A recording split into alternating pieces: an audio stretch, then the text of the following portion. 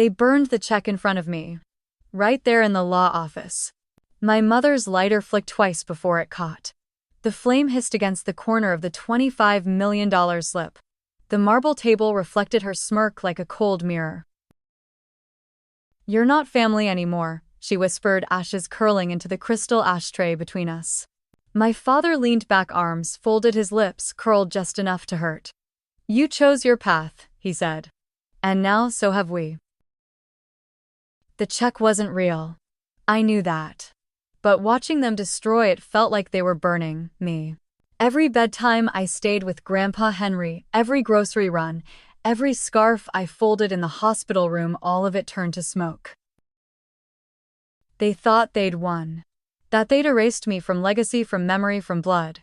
But what they didn't know was that Henry had warned me. Weeks before he died, he handed me a wax-sealed envelope and whispered, "They'll destroy what they can't control." I still had it in my coat pocket, creasing with every breath. So I sat there calm, heels still clicking on cold marble as I stood. Not a word, not a flinch. Just one last look at the ashes. And I walked out. Straight into the story they thought they'd stolen from me. Would you have stayed quiet or burned them back? Where are you listening from? Has anyone ever tried to erase your place in the family? Subscribe to Ian Reddit's Story for more true stories of justice, healing, and quiet revenge. The Harper house looked perfect from the outside. Red bricks, trimmed hedges, hydrangeas that bloomed like clockwork every June. But inside, the walls were quieter than funerals. I learned early that love here came with conditions. Lila painted a sunflower once. It hung above the mantel for years. I wrote a poem. My mother used it to wrap a wineglass before company arrived. At family dinners, I became background. Lila talked about brushstrokes and gallery invites. I cleared the plates before dessert. Dad once looked at her like she was the moon. "Real talent," he said, sipping Pinot Noir, then glancing my way. "Some people just observe life, I guess." I remember standing in the hallway once holding a certificate with gold trim. Statewide essay contest winner. Leela had forgotten to take out the trash that week but got a spa day for being under pressure. At 16, I stopped trying.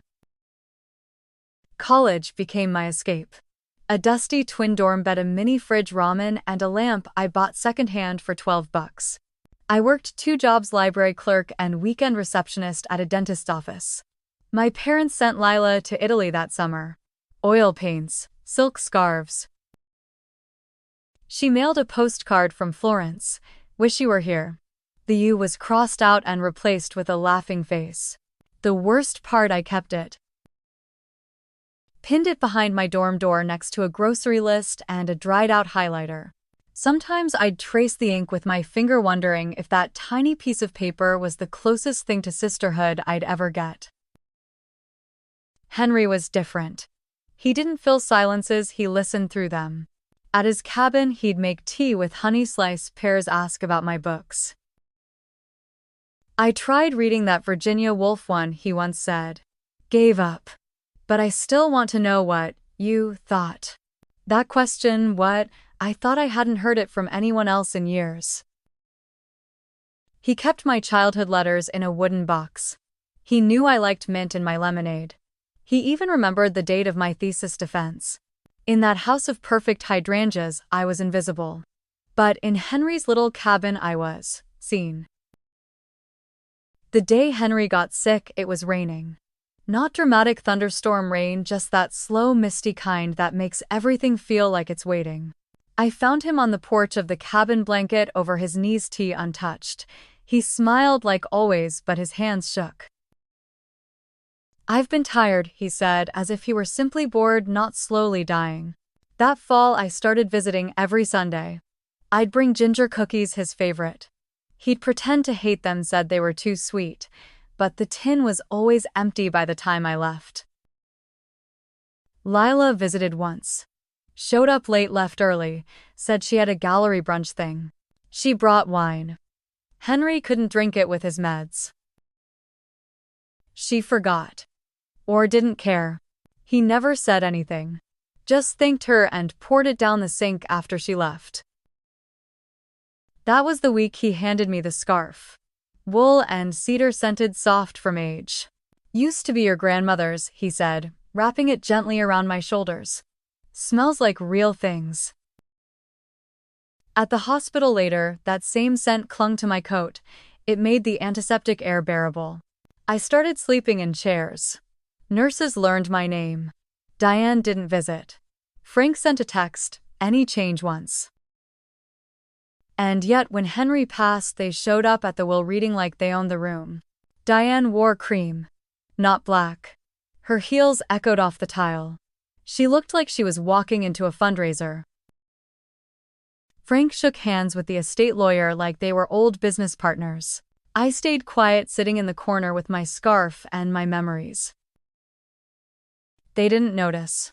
Or maybe they did. And they liked it that way. They talked about the right thing to do.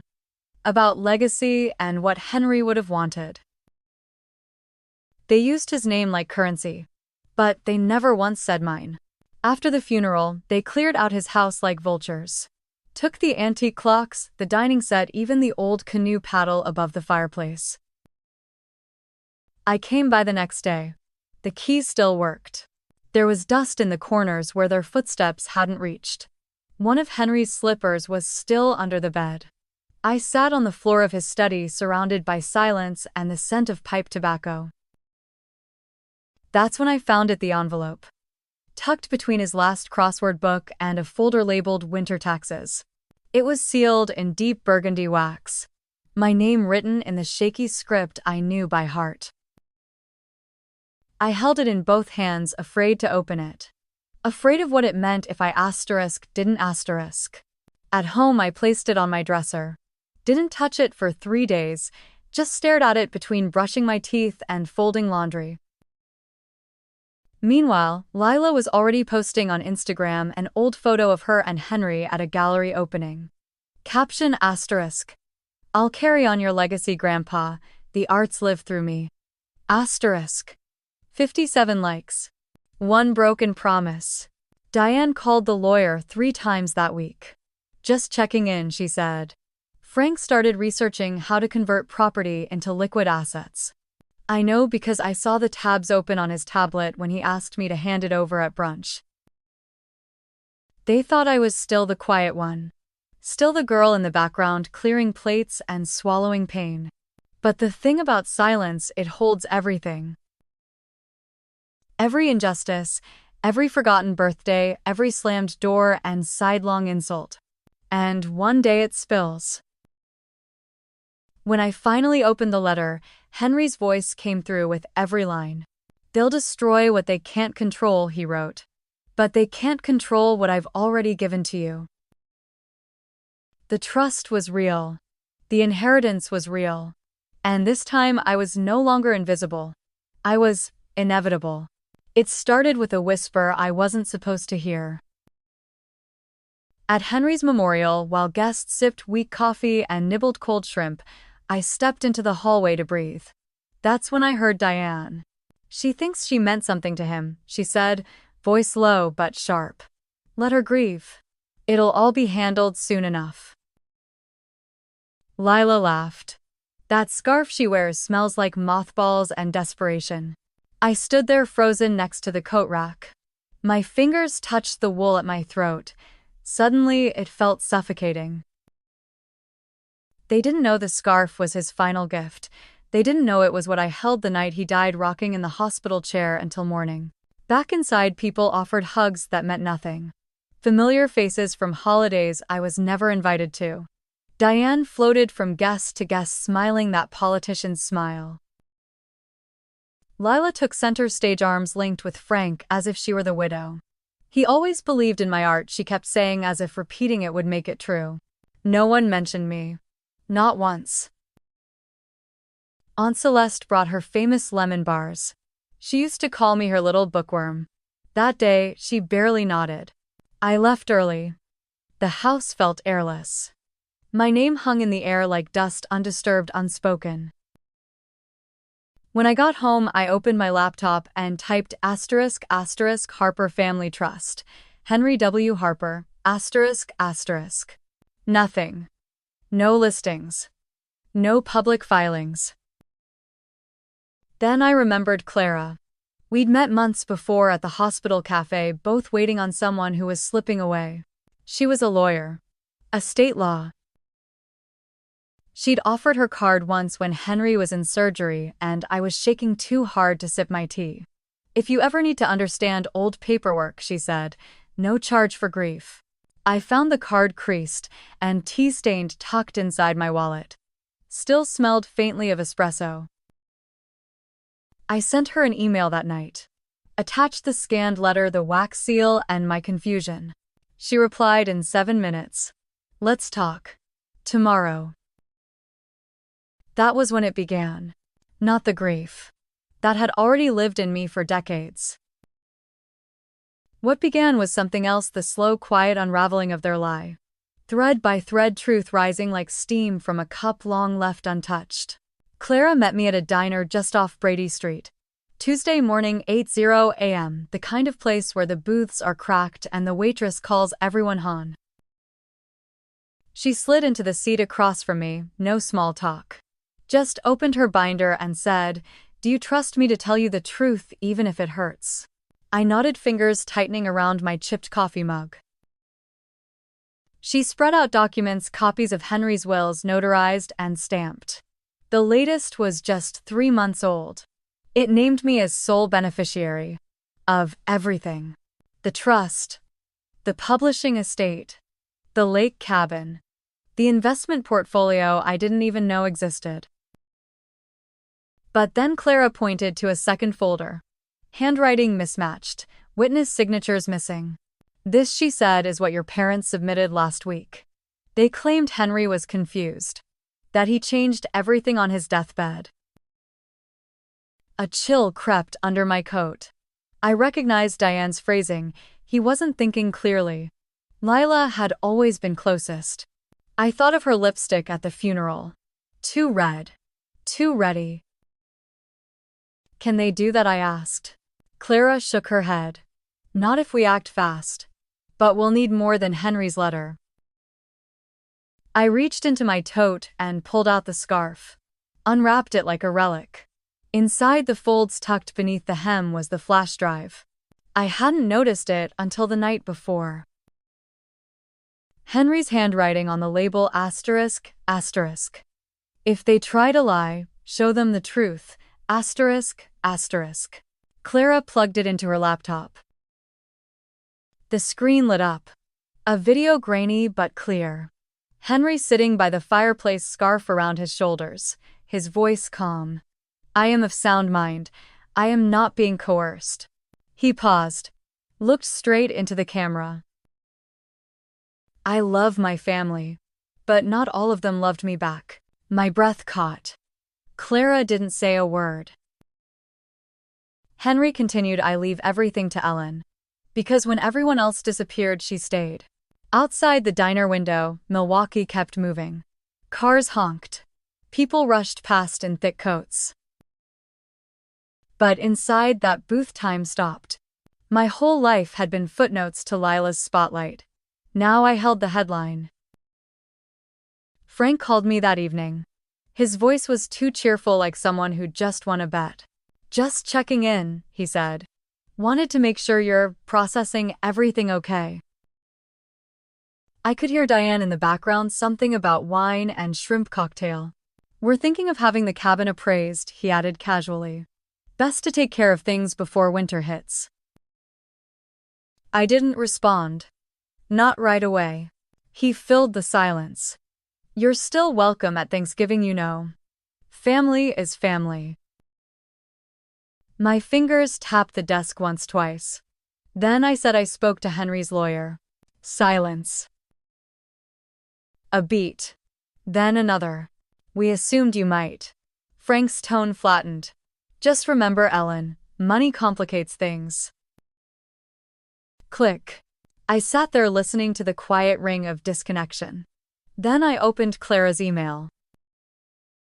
She'd already drafted the filing. All we needed now was to notarize the documents and submit to probate. It would be public, official, undeniable. I scrolled through the attachments Henry signed while the video bank statements. But it was one tiny image that stopped me. A photo. Me and Henry at the cabin porch, both of us holding coffee mugs, the scarf tucked under his chin. He looked peaceful. I looked seen. I clicked save as and titled it, My Beginning. Asterisk, asterisk.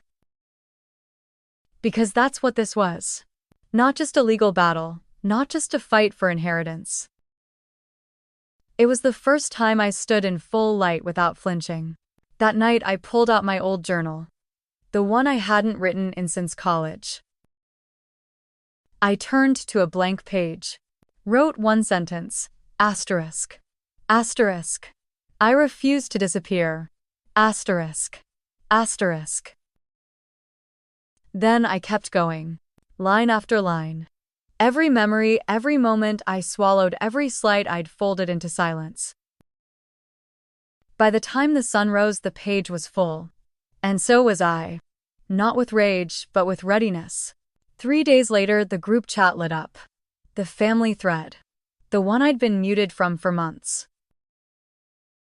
Lila posted a photo of herself at the cabin standing on the deck with a glass of red wine. Caption asterisk, asterisk. Back where legacy begins. Number Harper State, asterisk, asterisk. My stomach turned. I knew that deck. Knew every plank Henry had sanded with his bare hands. She posed like she owned the sky behind her. But the scarf on her shoulders, it wasn't hers. It was Henry's. She'd taken it from the coat rack. It still smelled like him. And now it smelled like her. My phone buzzed again. A new post. This time a selfie in front of the fireplace. Grandpa's favorite place. He always said I had his spirit. I stared at it for too long. Then I opened Clara's message. Filing went through. Probate hearing set for next Thursday. That was fast. Too fast. Clara included a link to the court calendar and a short note. They might try to block it. Stay ready. That afternoon, I drove past my parents' house. The blinds were drawn. A realtor's car was parked out front. They were preparing to liquidate. Before the truth hit the records. Inside, I imagined Diane pacing with a glass of Chardonnay, Frank swiping through Zillow listings on his tablet. Neither of them knew what was coming. Not really. I did. And for the first time, I didn't feel scared. I felt still. Like the pause before a storm. I went home and dug through the fireproof box at the back of my closet. Inside, old letters. Copies of emails between Henry and his accountant, and a bank ledger, black ink, Henry's handwriting. At the bottom a note, Ellen, if they ever tell you you're worth nothing, show them this page. I scanned every document. Sent them to Clara. Double-backed up everything to a drive labeled asterisk, asterisk, Empire. Asterisk, asterisk. Then I lit a candle in the kitchen, the cedar, and smoke one Henry used to like. I stood in the scent. Let it fill the room. Let it remind me of all the winters we spent reading by the fire while the rest of the family forgot he even existed. They were about to remember. Not Henry. Me. Clara called the next morning.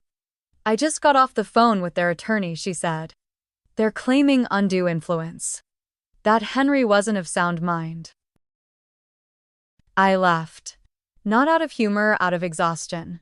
Henry had been more lucid than anyone I knew. Right up until the end. They're desperate, Clara continued. They know the will is airtight. The only card they have left is slander. Outside, the snow had started early. Milwaukee in November didn't wait for permission. I stood by the window, coffee cooling in my hand, watching the flakes blur the streetlights. I remembered Henry teaching me to shovel snow. Not by brute force, but with rhythm. Lift, turn, breathe. Don't fight the weight, work with it.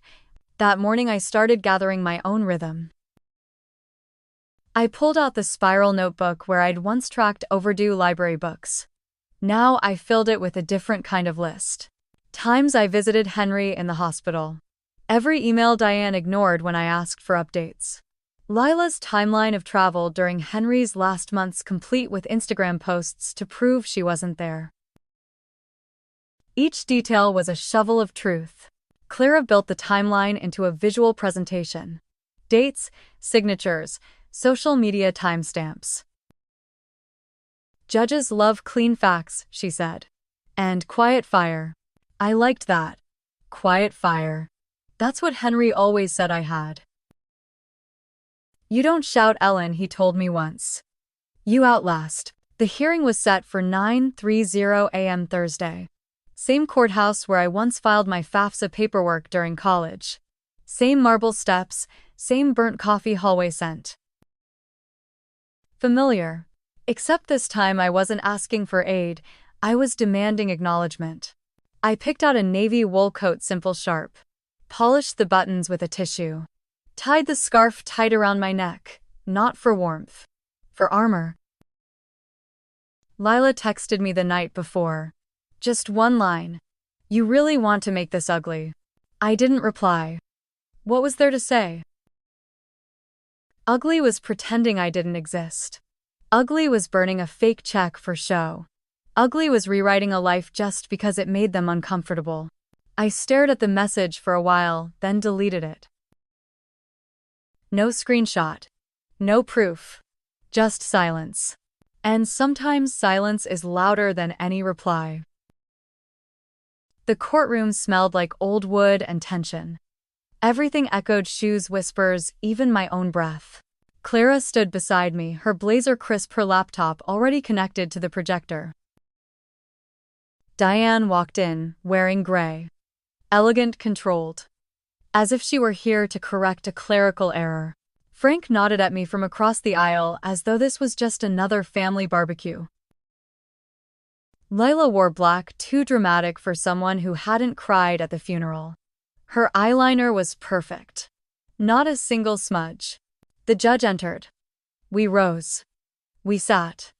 And everything I'd buried inside me tensed like a wire ready to snap. Clara opened with Henry's video. The room darkened. The screen came alive. Henry, wrapped in the cedar scarf, looked directly at the lens. I'm leaving my estate to the person who showed up, he said. The one who didn't ask what I could give but sat beside me even when I had nothing left to offer. His voice cracked once, then steadied. They may say I was confused, but I've never seen clearer. When the lights came back on, no one spoke. Then Diane cleared her throat. Your Honor, we question the authenticity. Clara interrupted. We have time-stamped digital proof. Plus hospital records confirming his mental fitness within 48 hours of that recording. She clicked again.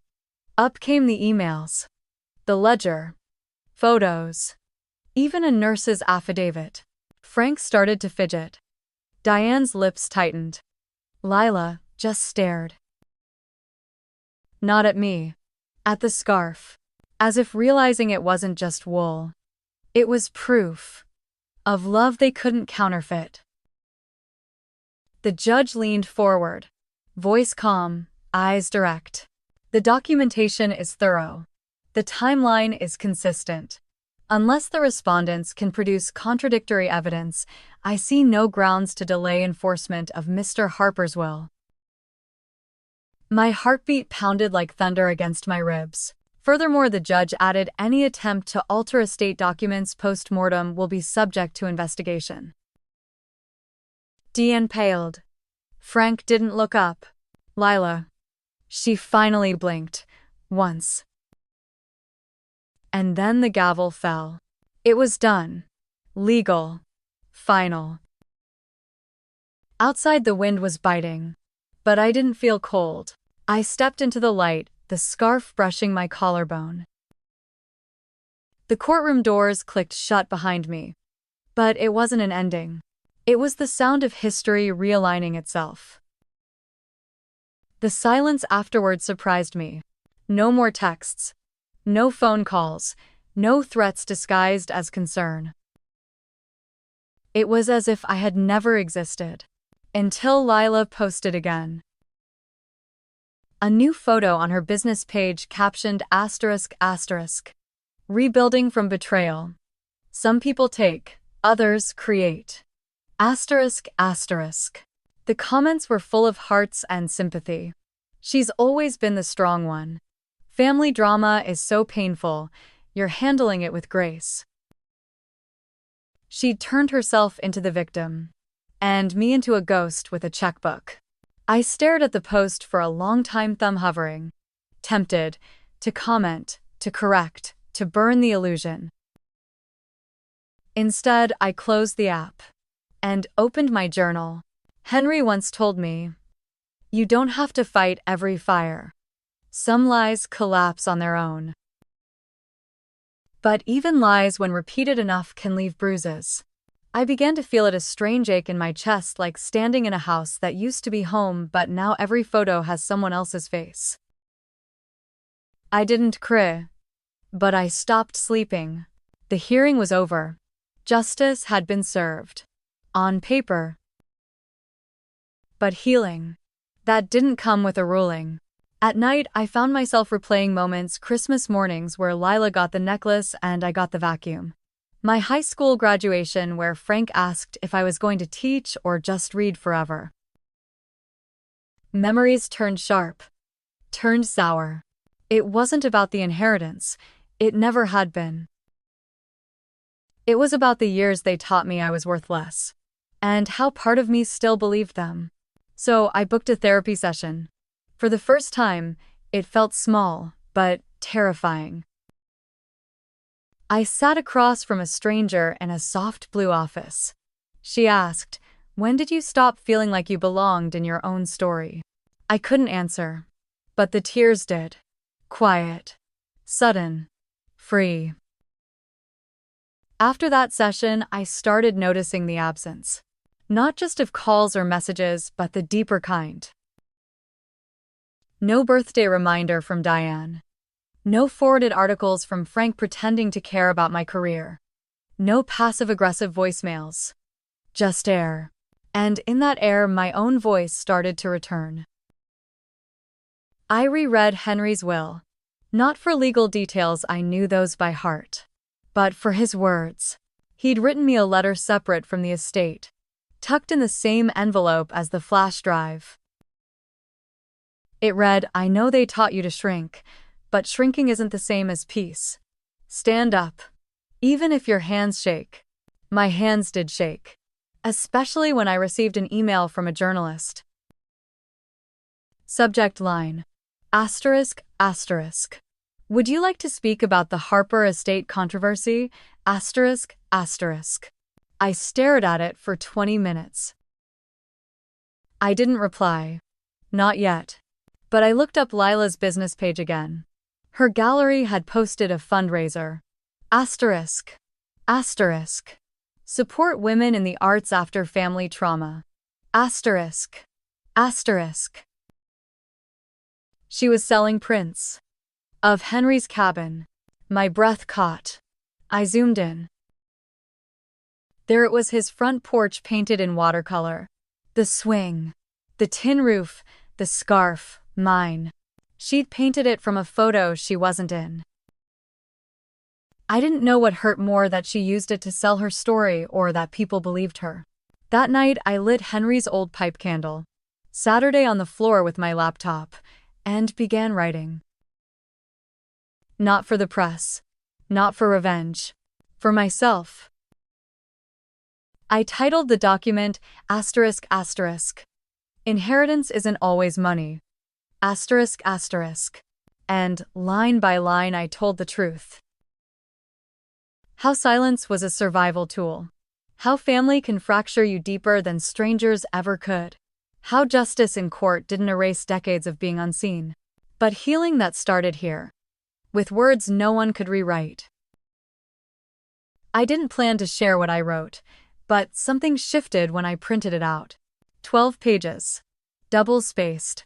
No title on the cover, just my name in bold. Ellen Harpa. I hadn't seen it like that in years. I folded the pages into a manila envelope, sealed it, left it on my nightstand like a quiet declaration. The next morning, I walked into the local library, the one I used to shelve books for minimum wage. It still smelled like pine cleaner and old bindings. Still had the same corner table by the window. I asked the librarian, new young kind, if they ever took community essays. We post them in the civic board, she said. Or sometimes the paper reprints them. I handed it over. Didn't ask for a receipt. Just left. The weight in my chest didn't disappear, but it moved.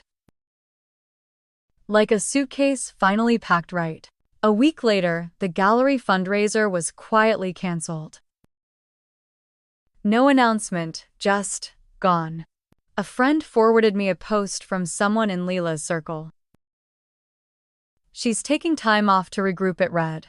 Too much family stress lately. No apology. No accountability. Just retreat. But I wasn't interested in her downfall. Not really. I was too busy rebuilding my own foundation. I donated a portion of the inheritance quietly to the public library's women's writing program. Requested anonymity, but asked if they could name the next winter workshop after someone who once believed in quiet resilience. They called it the Henry Table.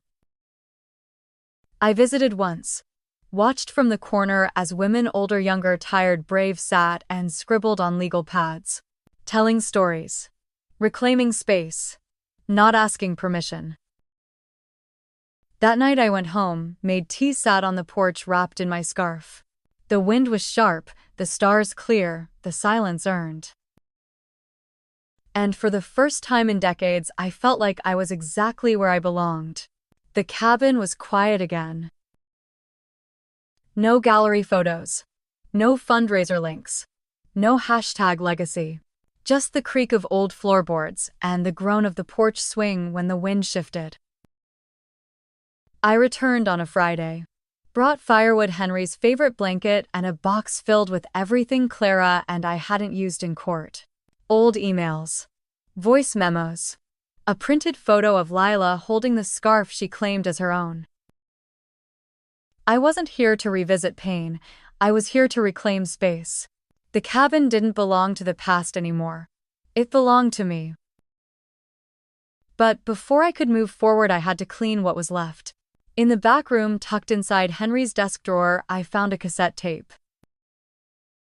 Labeled in pen, ****, the day she stayed. ****. I stared at it for a long time. No date. No other note. Just those words. There was still an old stereo in the corner. One of those clunky silver ones with built-in speakers and a tape deck. I pressed play. The sound crackled, then cleared. Henry's voice. Soft, tired, but certain. She came back that day. After the surgery, when I didn't think I'd make it through the night. She didn't bring flowers. Didn't say anything poetic. Just made tea. Saturday by the bed. Listened to the silence like it meant something. My throat tightened. I told her I felt like my life had been sorted into drawers. She didn't offer solutions, just opened one and sat beside me in it. I paused the tape. Tears blurred the window. I hadn't known he'd recorded that. Hadn't known he was holding on to that memory. But I did remember the moment. The chipped mug. The smell of chamomile. His fingers twitching under the blanket, mine holding his like a lighthouse in fog. I left the tape playing. Let his voice fill every corner. The past didn't feel heavy anymore. It felt finished. Which meant I could begin. The next day, I opened a new file on my laptop. Title: The Marion Fund. ****. Named after my grandmother, Henry's wife, the one whose scarf started it all. A fund for women rebuilding after erasure. Legal support, writing workshops, quiet justice. Setting up the fund wasn't glamorous. It was paperwork, cold calls, and long email threads. But it felt different than anything I'd done before. Like each form I submitted was a line rewritten in my own story. Clara helped set up the legal framework. Pro bono. She said it was the least she could do after what she'd witnessed. I've seen families fight for houses, stocks, antiques, she told me. Yours fought to erase a woman's name. I nodded. Not out of agreement, but recognition. I wasn't just building something for other women, I was rebuilding myself in the process. The first donation came from a woman in Seattle. A retired nurse. She wrote, I was left out of my husband's will after 32 years. Thank you for reminding me I'm not crazy, just forgotten. I read that line twice, then printed it, pinned it above my desk. Each day brought more messages. Quiet echoes of lives unraveled by the same kind of erasure. Not always dramatic, just dismissive. One woman said her brother changed the locks after their father's funeral. Another found out her name had been replaced with heir TBD in a trust document. I started calling them the erased. Not to define them, but to remind us we weren't alone. I met with a graphic designer from the local women's college. She helped me build a simple website, muted greens and golds. Pine texture in the background. A feather logo, Henry's idea. Feathers don't shout, he once said. They just float until they find ground. The Marion Fund tagline read, Justice doesn't have to be loud to be final. Asterisk, asterisk. We launched quietly, no press. Just a blog post. One photo of the scarf on the cabin porch railing, no faces. And still within 48 hours, over 100 women signed up for the first support group. When I looked at the spreadsheet of names, it felt like breathing for the first time in months. Not because of the scale, but because each row was a woman finally seen on paper. A month after the launch, I received a letter. Handwritten. No return address. Inside, one photo and 5 words.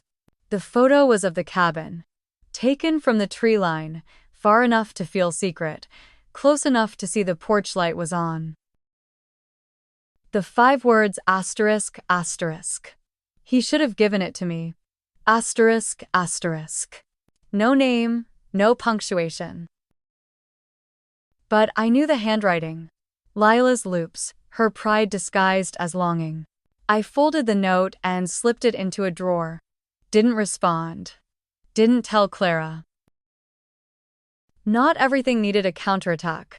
Some things just needed to rot in silence. I focused on the women who showed up to the first Marion meeting. We met virtually. Faces in squares. Bookshelves behind some. Blank walls behind others. They introduced themselves not by what they'd lost but by what they wanted to find. One woman said, I just want to stop apologizing for existing. Another, my daughter thinks I gave up. But she doesn't know what it costs to stay standing. I didn't speak much, just listened. Let their stories settle like snow over old wounds. After the call, I sat at the cabin table, journal open. Wrote. Asterisk, asterisk. There's more power in rebuilding quietly than in winning loudly. Asterisk, asterisk. That weekend I planted something new, a white pine at the edge of the porch. Henry had always wanted one. Said the roots were stubborn, said it would last through hard winters. I pressed the soil down with both hands. Felt the cold bite through my gloves. When I stood up, the sky had gone pink. Still. Open, wide. And in that moment, I didn't just feel like I had survived them, I felt like I had outgrown them. They may have erased my name once, but I built something they couldn't touch. Quiet. Rooted. And entirely mine. If you've ever had to rebuild from silence, what gave you your voice again? Your story might be the light someone else is waiting for. The hearing changed the terms. But the silence after changed me. For weeks I didn't see Diane. Didn't hear from Frank. Lila went dormant online, no new photos, no thinly veiled captions. But I wasn't naive enough to think they were done. Silence wasn't surrender. It was strategy. So I made my own. Not revenge. Not exposure. Something deeper. Something that would last longer than a courtroom ruling. I met Clara at a bookstore cafe near Marquette. It smelled like cinnamon and ink, and the chairs were just uncomfortable enough to keep you alert. I'm not interested in punishing them, I said. I want to make sure what happened to me doesn't happen again. She nodded. Education. Prevention. Legacy. Exactly. We spread out a notepad between us. Wrote one word at the top. Reclaim. Asterisk. Asterisk. Underneath, legal resources for women disinherited without reason. A fund for estate planning access, especially for women over 40. Partnerships with libraries, literacy programs, senior care centers. Clara tapped her pen. You're talking about infrastructure. That's bigger than a foundation. I know. My tea had gone cold, but it needs to start now. While the fire's still hot. We gave it a temporary name, the Quiet Claim Project. Asterisk, asterisk. A nod to the women who were too polite, too overlooked, too conditioned to avoid conflict and lost everything for it. I wanted to reach them before the silence settled in too deep. Clara knew a woman named Joyce, a state litigator. Sharp had a sister who'd gone through the same thing. She agreed to consult on our framework. Said the phrase erased air made her sit straight. This is a gap in the system, Joyce said on our first Zoom call. And gaps let women fall through. By the end of the week, we had a draft mission, a short list of initial partners, and a plan to soft launch in January. It would begin in Wisconsin. But the idea was national. Eventually international. Because this wasn't just my story, it was too many women's story.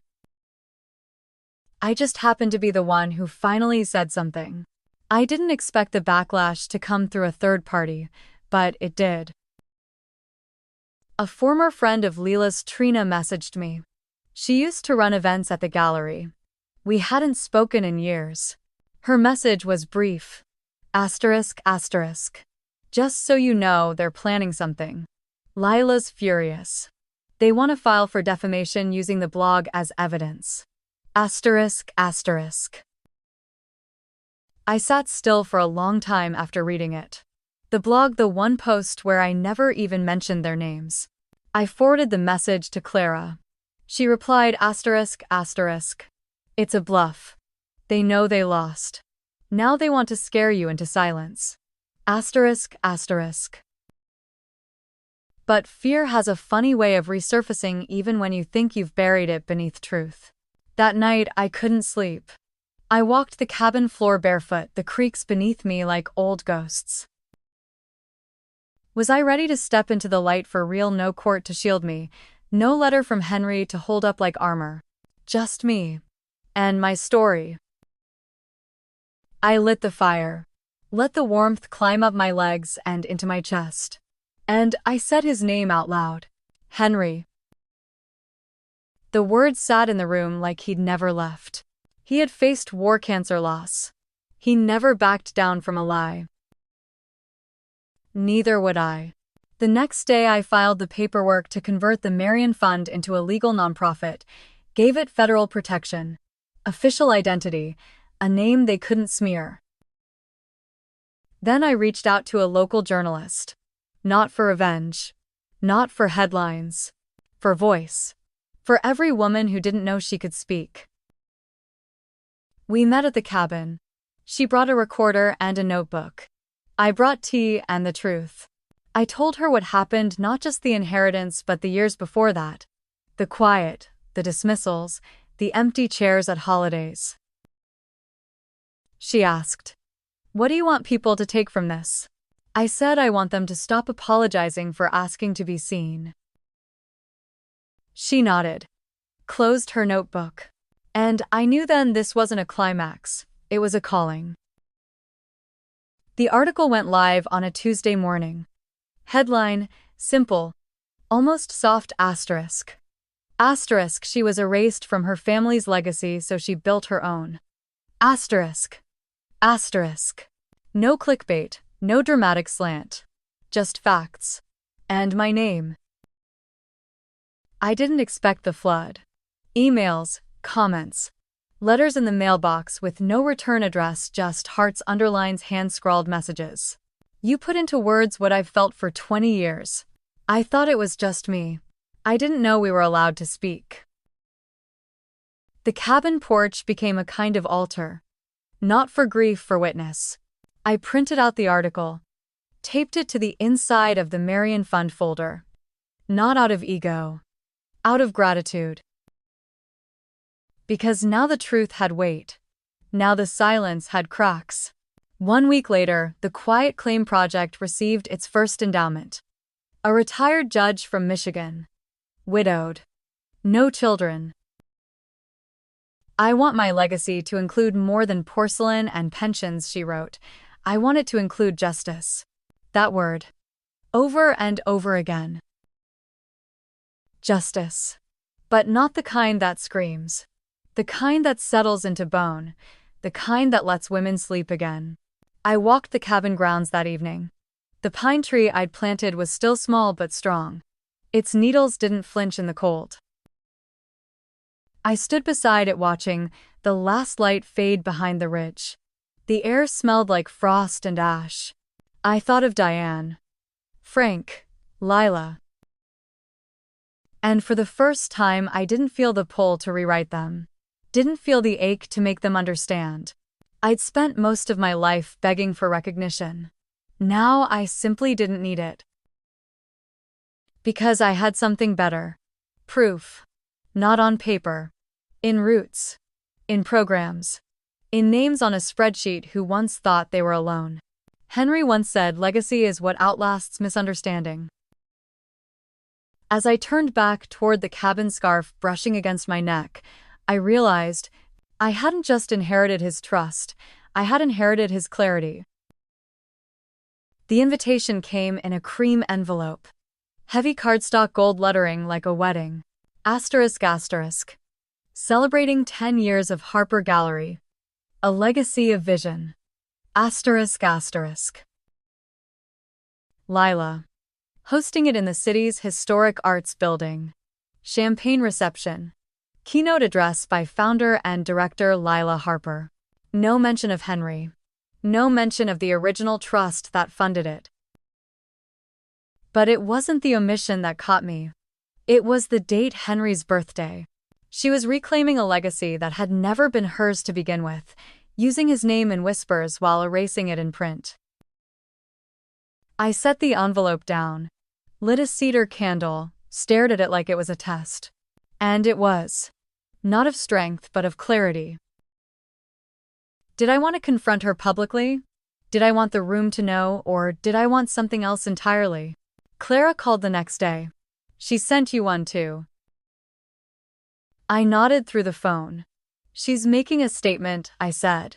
She's always been good at staging. What do you want to do? Clara asked. For once I knew. I want her to see what it looks like when truth doesn't flinch. We made a plan. Not revenge, exposure, not through volume, through presence. I arrived at the event in black wool scarf pinned neatly under the collar. Simple earrings, no makeup, no announcement. The building glowed gold from the street. Inside, people buzzed over canapes and string quartets. I walked past a poster board of gallery history. Photos of Lila in Florence, Paris, New York. One of Henry cropped so only his elbow remained. In the far corner, a donation table. Suggested gift $1,000. Beside it, a quote in cursive font, asterisk, asterisk, vision isn't inherited, it's created. LH, asterisk, asterisk. I almost laughed. Then I saw her. Lila. in deep emerald, hair perfectly curled, smile timed to each flash of a camera. Until she saw me. She froze mid-sentence. Champagne flute tipped just slightly. I didn't wave. Didn't approach. Just stood across the room. Still, unshaken, present. And that, I think, was louder than anything I could have said. She didn't come over right away. Of course not. Lila always calculated her entrances. And her exits. But I watched her eyes dart to the room, to the guests, to her glass, then back to me. She whispered something to the man beside her. He nodded and stepped aside like a bodyguard surrendering to fate. When she finally walked toward me, she smiled. A smile too perfect. Too polished. I'd seen that smile in childhood photos, usually aimed at a camera, never at me. "Ellen," she said like we were at brunch. "I didn't expect you." I nodded. "I know." She glanced over her shoulder. Lowered her voice. "I hope there's no misunderstanding. Tonight isn't about anything personal." "No," I said. "It's about erasing people professionally now." Her lips tightened. "That's not fair." Neither was using Henry's birthday for a fundraiser he'd never support. She blinked. For a second, just a second, the performance cracked. "This gallery," she said, "was built on years of work. My work. I've spent a decade proving I can lead something that matters. I didn't raise my voice. Didn't even step forward. You didn't need to erase me to matter, Lila. You chose to. People passed behind us. Champagne flowed. But in that corner, time slowed." She leaned in. Her tone dropped. "You got the estate. The cabin. The attention. What more do you want?" I took a breath. Let it fill every part of me that used to shrink under her shadow. "I want you to stop pretending legacy is a solo act."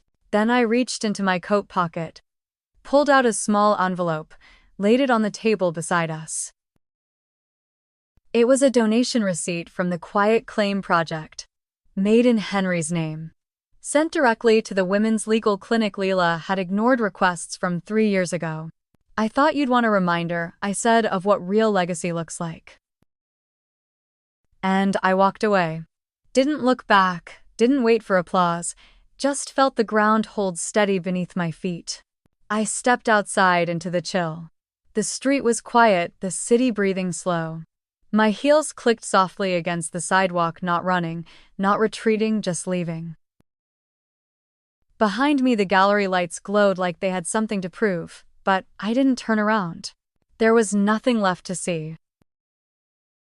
Back at the cabin, I made tea. Chamomile. No honey, just steam rising in the dark. I sat at the table with the Marion Fund ledger, checking numbers, replying to emails, watching the life I'd built become real on paper. The next morning, Clara called. She tried to make a statement to the press, she said. Claimed you were harassing her. But the articles already shifted the narrative. No one's buying it. I didn't celebrate. I just nodded. Some battles don't end with trophies. They end with the absence of noise. And that silence, that was mine. Later that week, I received a letter from the county. An old neighbor had left a note in Henry's name commending the cabin as a historic site. Apparently, he'd written it months before passing. The board approved. The cabin would be protected. Preserved. Not just for me. For others. A plaque would be placed outside. One line, asterisk, asterisk. Where Quiet Legacy was written back in. Asterisk, asterisk. I cried for the first time in months. Not out of grief. Not out of anger. But because something had finally landed. In me. Around me. Beyond me. Not vengeance. Not justice by force. Just truth. Set in wood, set in stone. Set in silence that could not be rewritten. And somehow that felt louder than anything I could have said in court. Would you have confronted her? Or walked away with the truth? The first snow came early that year. Soft, steady, covering the world like forgiveness. I stood on the porch of the cabin, mug in hand, scarf at my neck, watching it fall over the pine tree I'd planted months ago. It had taken root. Not fast, not flashy, but steady, like me. Inside the Marion Fund office was warm and full. Stacks of welcome packets lined the table, folders in soft greens and grays. Each one held resources, referrals, handwritten notes from women who'd been through the same dark tunnel. This wasn't just a nonprofit anymore. It was a network, a new kind of inheritance. The porch light flickered on. Automatic now. Henry always meant to fix that. Now I let it flicker, like a pulse. Proof of life. The holidays came and went. No call from Diane. No card from Frank. Lila posted a single photo, her in a cabin that wasn't this one, with a quote about growth and letting go. I didn't like it, didn't hate it, I just closed the app. Not everything needed my reaction. Not anymore. I spent New Year's Eve with Clara and a few women from the board. We lit a fire, passed around a notebook where each of us wrote what we were leaving behind. I wrote asterisk, asterisk, needing to be chosen by people who never saw me. Asterisk, asterisk. And underneath that asterisk, asterisk, silencing myself to keep the peace. Asterisk, asterisk. I didn't drink. Just watched the flames. Listened to the stories rise and soften around me. At midnight, someone cried softly. Someone else laughed. It was the first time in years I felt surrounded but not swallowed, seen but not exposed. I knew then my legacy wasn't what I inherited. It was what I refused to bury. What I chose to grow even in frozen ground. Spring came slowly. Melted into the earth like something hesitant to believe in warmth again. The pine tree began to stretch a little taller, a little wider. Every time I passed it, I whispered something. Not prayers, just pieces of memory I wanted to let rest in the roots. One afternoon, I received a package with no return label. Inside, a framed photo of Henry and me on the porch, scarf trailing over his shoulder. And a note in Leela's handwriting.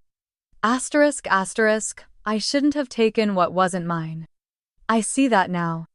Asterisk, asterisk. There was no apology. Not fully. Just an admission. A beginning. I didn't reply. But I placed the photo on the cabin mantel. Not out of forgiveness, out of truth. Because that moment happened. Because he loved me. Because it mattered.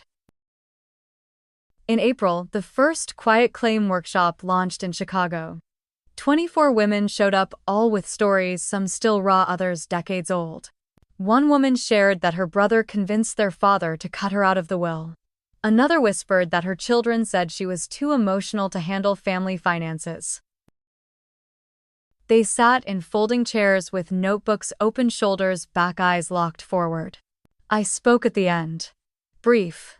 Low voice. Hands steady. I was erased once I told them. Not because I wasn't enough, but because I stopped fighting to be seen. They didn't clap, they just nodded. The kind of nod that means, I know, I've lived it too. Asterisk. That night, I drove back to the cabin, windows down, radio low. The trees blurred into dusk. The road familiar. Like something that no longer asked for explanation. I parked, stepped onto the porch, and watched the light change across the lake. No more courtrooms, no more galleries, no more proving. Just the sound of my own breath. Even. Quiet. Real. In early May, I opened the porch for the first community circle. Just 6 chairs, 1 pot of coffee. No agenda. The women came with stories, but they left with names, not what they'd lost, but what they'd reclaimed. One woman brought lemon muffins. Another brought a letter she'd written to her late mother, but never mailed. We passed a small stone from hand to hand, each of us speaking only when we held it. I stopped asking for permission to exist, one said. Another added, I thought silence was strength. Now I know silence is just the waiting room for strength. When it was my turn, I looked down at the stone. It was smooth, cool, just a pebble. And yet it carried everything. I used to think legacy was what people left behind, I said. But it's also what they tried to take from you. And what you decided to build anyway. Nobody clapped. We just sat in the soft evening. Porch light flickering, mugs warm in our hands. Later, after everyone left, I stood at the pine tree again. It had grown an inch. I dug a small hole near its base and buried the stone. Let it root beneath what would outlive me. Then I sat on the steps and wrote one final line in my journal. Asterisk, asterisk. They tried to write me out, but I became the author. Asterisk, asterisk. And with that I closed the book. Not with bitterness. Not even with pride. Just with peace. Quiet. Earned. Mine. Have you ever had to fight quietly for your place in the story? Or did you rebuild it in silence on your own terms? Your voice matters more than you think. Share your moment below, someone may need it tonight. Subscribe to EN Reddit Story for more true stories of justice, healing, and quiet revenge.